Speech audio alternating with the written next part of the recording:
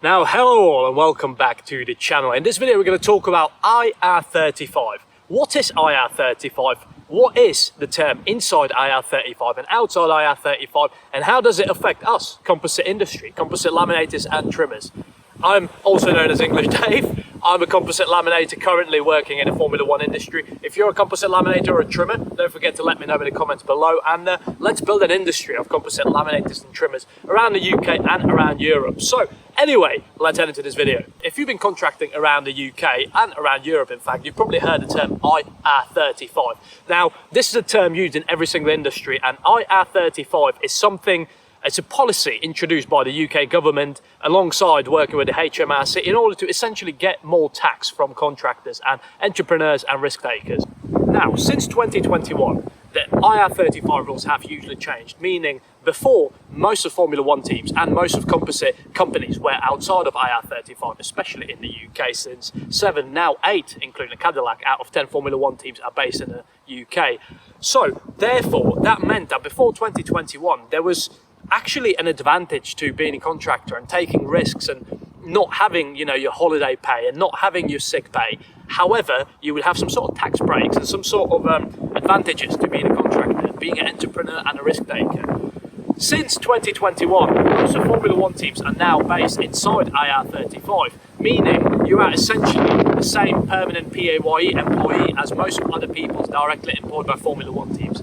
Now, this isn't something to blame Formula One teams with. It is not their fault, and they're trying to just do things by the books and not break the law, so they had to conform to this. This is something to point fingers at HMRC and UK government for bringing out this policy. This country doesn't really respect and doesn't really value the risk taking and doesn't really value entrepreneurship. Instead, they sort of value the traditional route of being a PAYE under a company. Whilst most of Formula One teams in the UK are now inside IR35, meaning you essentially have to use these third-party umbrella companies in order to work with Formula One teams.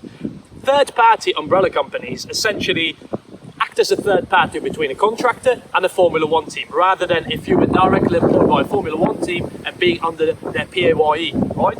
So these umbrella companies have surged and taken advantage of the situation, and essentially, they pay all the taxes for you just as a company would, in terms of they pay your national insurance and they do all of your books essentially, instead of you being able to use your own accountant and get certain advantages to being a risk taker. Now, this incentivizes and encourages a lot of skilled laminators to leave the UK and go and work in Europe, for example, if they have access to other alternative passports, to take advantage of this outside IR35 taxation breaks. What else does this mean for the composite laminators and trimmers based in the UK and directly working in the UK?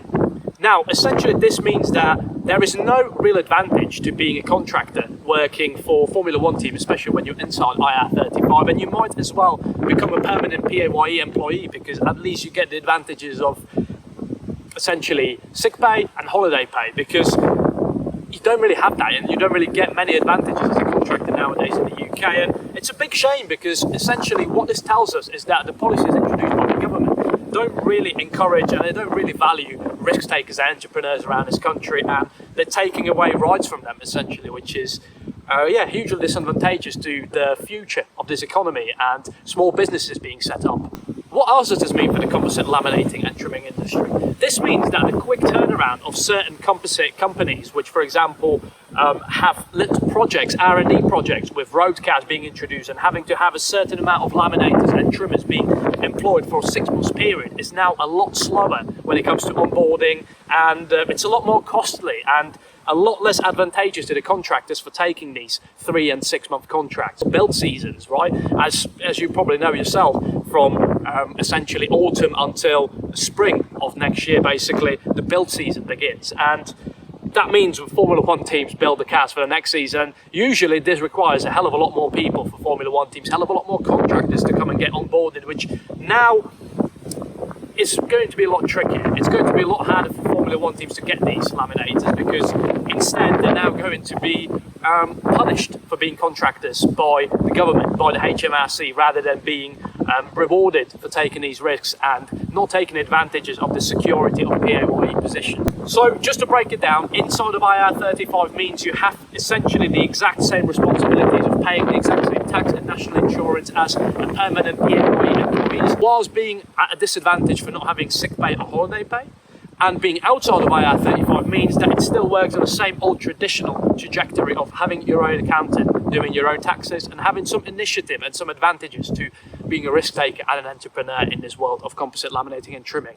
Now, this is purely factual and statistical. I'm not going to provide my opinion on what I think is right and wrong, but let me know yours in the comment section below and perhaps we can discuss that. So, yeah, let me know your thoughts. If you enjoyed this short little video, the short little breakdown of what IR35 is and how it affects us composite laminators and trimmers, because I understand that, you know, 5, 10, even 15 years ago, composite laminators and trimmers could earn same, if not more, than what they earn now because of inflation and also because of this IR35 rules brought and tightened in 2021. And don't forget to subscribe to the channel as well, because it's not just for me. This is something to use as a community. We can use this channel as a community for all of us composite laminators and trimmers for connecting, discussing certain contracts, discussing certain companies, certain ideas we have, and our views and also opinions on the industry and the world and where it's heading. Okay, so let me know your thoughts below. And I've been Dave, also known as English Dave around the industry, and even though I'm not English, by the way, and as my German friends would say, ich bin Dave. So that's enough. Hope you've enjoyed your day, and that's about it. See you later.